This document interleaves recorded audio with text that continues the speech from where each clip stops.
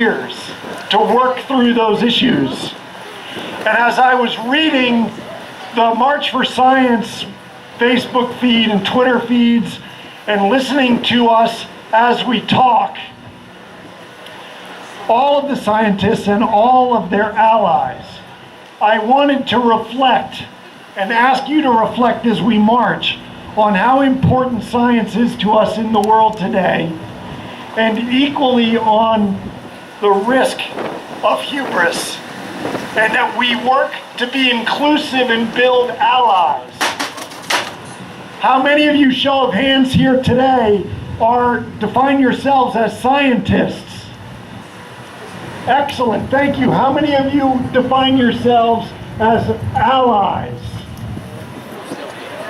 Please look around and take a note of that. Because as we move forward in the world, the problems that we face are tremendous, incalculably more complicated than they were 100, 300, 1,000 years ago. And we need everybody working together on these problems. Not just science, not just history, not just art. We need everybody. So please be inclusive, get to know your neighbor. Thank you for coming out and making your voice heard in support of science and in support of rational thinking, working through problems. At this point, I'd like to turn things over so we can get to moving.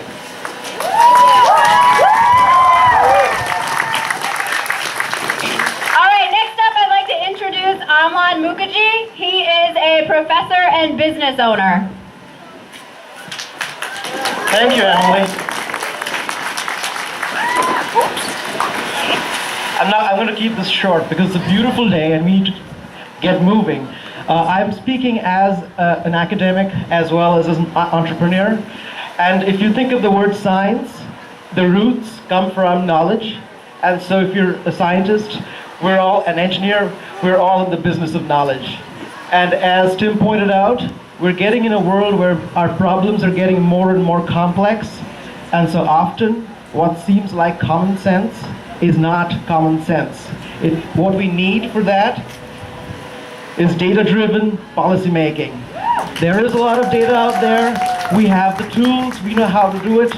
We just have to be empowered to do the analysis and drive policy. Thank you. Have a great march, everybody.